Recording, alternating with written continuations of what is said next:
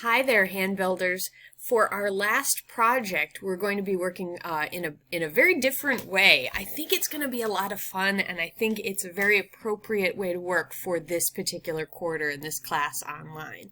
So you're going to be creating an installation, a site-specific installation using clay or ceramics, and you're going to be presenting it with photography. So the examples I'm about to show you, some of them, the objects live after they've been at that site and they can be moved to a new location, and some of them don't. Some of them are impacted by weather or just time spent outside. So I've got, if I can get this to move forward, there we go. So I've got a bunch of folks to show you here. Some of these are pretty well-known artists and some of them aren't. Ai Weiwei is probably our most famous artist. He's a Chinese artist, and this is his work called Sunflower Seeds. So this consists of millions, billions, I'm not sure, of these hand-carved sunflower seeds. And they are piled up in one installation of this. I think this is a different arrangement where they're just laid out flat on the ground. But these are all hand-carved. Each one, even though they look like they're basically the same, they're ceramic. Even though they look like they're the same, they're actually, each one is different. They're hand-carved and then put into this installation, and they're meant to represent the population of China. So each sunflower seed is an individual person, and I believe that he's talking about things like the power of the individual. I've got a link to this particular artwork, but you can also look up other work by Ai Weiwei. He is he's an artist who works with ceramics, but also with video, also with you know, imagery and stuff like that. So he's a good example for our project. Cornelia Parker doesn't necessarily work with clay, although she has worked with clay. She also works with wood, as you can see on the right, rock, metal, found materials. Found materials means something that you didn't make, but you found somewhere.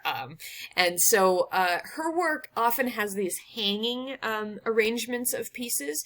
The one on the right is a broken, I think it's essentially as if a barn were exploding and all the different parts inside have exploded, and then you notice it's lit from inside, so the shadows are part of the installation as well.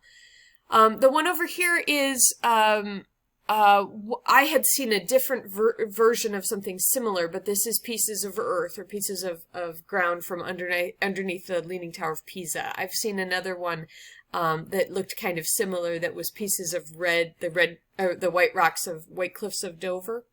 And she often has these things hanging in an arrangement so they seem kind of suspended, like an explosion or not.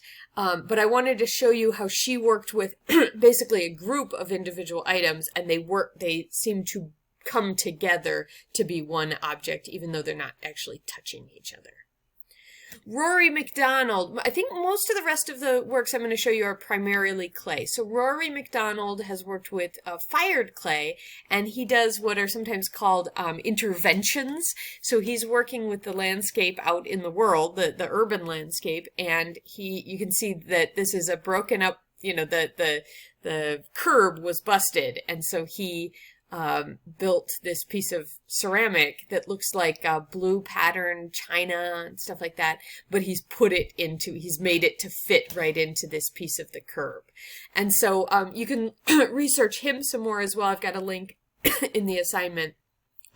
But one of the things that's really neat about his, and something that you might think about, is the way it integrates with the space. So the other two that we just saw could have been anywhere, any gallery, any large space. This one has to fit this particular piece of curb, and it's bringing your attention to something that otherwise is maybe not so nice, right? The broken piece of curb. This is fired ceramic, but you could imagine something similar even if you didn't fire the ceramic. You could decorate the parts of the landscape that aren't so nice. Anna Battersby is another artist. This is fired ceramic, and you can see that I've got a close-up view and then a farther away view, both of these taken from her website. And so she's basically just used the clay to kind of decorate this space. These are glazed, it looks like, and then fired, and then she brings them to this space. You can imagine how this same group of pieces could be installed in a different location. So it's site specific right now because of how it sits on these stairs and kind of follows the curve of the stairs, but it could be site specific somewhere else and follow a different stairs or curbs or wherever it was installed. Louise McVeigh, the link is, you don't have to get the link here, it's in the other part of the assignment, but these are again fired pieces, and then she's built them onto or made them so that they could be put onto this fence, and she's basically decorated the fence and made the fence a lot more exciting as you walk by. You can imagine walking through town and kind of coming upon this, kind of like you come upon those hidden rocks in Yakima sometimes, and be surprised. Oh, how cute, you know, how interesting. That she's added these sort of floral or bowl-like decorations here. Monica Lemon is a local artist, a friend of mine actually, and these are both made with ceramic, although some of the, are clay or ceramic, so polymer clay or ceramic, as well as some other material. So this one here, if you look very closely, it's these hanging chains. The chains hang from the ceiling, but one of the things I wanted to point out is how you start to see because of they're either darker or closer together, you see this body. You start to see a skeleton inside of there. These are made with individual links of polymer clay, and then she's hung them from this frame. You might not be able to do something quite as complex as this, hanging them in this way, but you might consider how groupings of things could start to look, you know, it looks like a whole big just random hanging of these chains, but then inside of it you see something different. In some ways this is a bit like Cornelia Parker, but obviously Monica has gone in a different direction. Here's another one of hers. So these are these ceramic sort of bones or pelvic bone kind of looking things. And then all of this is chain. And part of it is clay pieces of chain. They go from larger to smaller. And then eventually no, I think it's ceramic chain the whole way through. And so it hangs down into the floor, or onto the floor in the gallery. Ali Kazim, this is at an installation at the Lahore Biennale, which is like a really big group show essentially. And he's in an abandoned brickyard. He's put these birds, and so all the birds are ceramic. One of you made birds earlier, and I'm looking at you right now a little bit, right? But the birds here are the clay piece that's been installed in this space. And the brickyard's really appropriate since bricks are made of clay, but you can see how they just kind of overwhelm this space. I don't know if they're fired or not. Eleanor Heimbaugh, this particular work was a group piece, so lots of people worked together on this, and this was installed at the location. Most of what we've looked at so far was made somewhere and then brought to that location. This one was made with wet clay at this particular place, and it was just left dry here in this installation. So this was in Kansas at Fort Hays State University, and it was interactive, meaning that people worked together. It then stayed and dried, and you can imagine it probably did some cracking as it dried, right? Eventually, probably the rain made it disappear. Here's another one that's impacted by rain. So this is Christine Jetton, and this is a bunch of bricks that have been, you can see that they look nice when they're not in the water, and then when they get to the water, and I don't know why the water's pink, but when they get to the water, they start to slake. And so what we see here is a progression over time. And so I imagine that this particular artwork, the artist probably took, like if you were doing something like this, you'd probably have a photograph right when it was made, and then a photograph after some time had passed as the pieces start to slake. These are solid, of course, they're bricks and they're solid, and so they're going to take a little bit longer to slake than if you made something that was hollow, right? Kristen Shimmick, I actually saw her making one of these installations at a conference one time. And so what she does is she puts these pathways together with balls of clay, and the black is balls of clay and the red.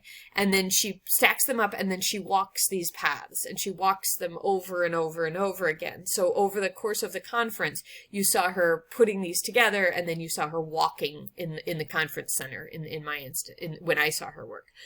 But of course the clay gets compacted over time, right? It squishes, it changes shape, and then you've created this object. This particular approach might be rough in December, or in late November, December, just because it's a little chilly here. But you can see how she's taking advantage of the change that happens with the wet clay, how the wet clay changes shape, right? If you walk on it. Another one who's working with wet clay, this is, don't know how to pronounce the name, Katrine Holst, I think. This is another site-specific one, and she's throwing pots at the wheel, and then she's throwing them at the wall. If you're making work with wet clay, you need to think real carefully about where you're putting this. So I'm guessing no one has a wall in their house where they'd like to throw clay and then have to clean it up later.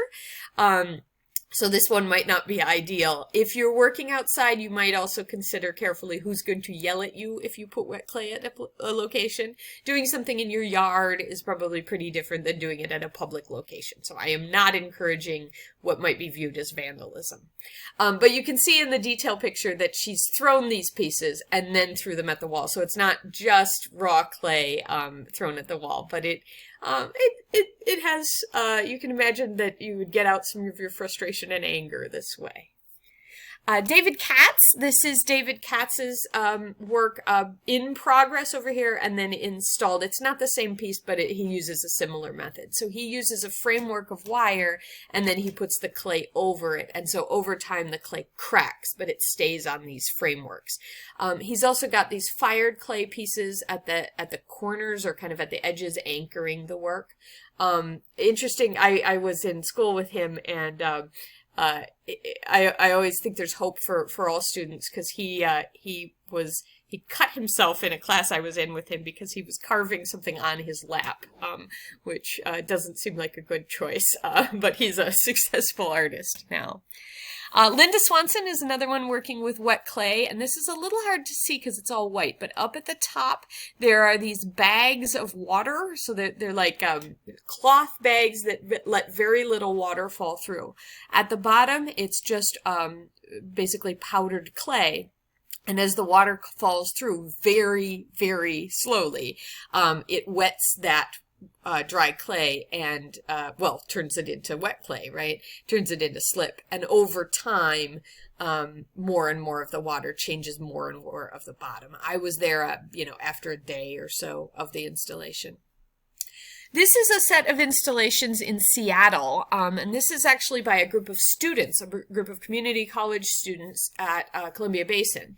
And this group of students made fired work and unfired clay and put them together in this installation. And the thing about Seattle is it was raining during this installation. So this was one of the most interesting pieces that hadn't totally fallen apart because the ceramic pieces didn't fall apart, but the clay did start to slake. And so I was seeing this on maybe the fourth day and it had changed some in that time.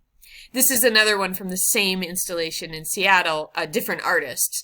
And you can see these have a wood and metal framework onto which the wet clay was placed. And so the clay went on this framework and then over time the work really changed as the clay washed away in the rain. And then I think this is my last image that I have for you. This is Shay Church. And again, you can link to most of these artists or artworks in the assignment. This is Shay Church, and he makes these wooden frames he uses wooden frames and then puts wet clay over the top of them and then puts them in locations inside buildings, or here it's between some kilns I think this is at the Archie Bray Center in Montana, which is a clay center. And then over time, the clay dries, and as it dries, it cracks off of that shell. And it, often they're animals, an endangered species. And he's showing us kind of how they, giving us a sense of them falling apart and destroying. I've also given you access to this Weebly, this website, which has Shay Church's work and some other folks as well, like the installation we had seen earlier. And it just talks to you a little bit about, you can see how they're made, and you can see them over time. So this elephant cracking over time. You're welcome to explore that some more. For our purposes for this assignment, you're going to be creating an installation. It might be with clay, it might be with ceramic, and it's going to be in an indoor or outdoor location, not just like on a table, but installed into a place that it interacts with in some way. Probably not as large scale as this one is.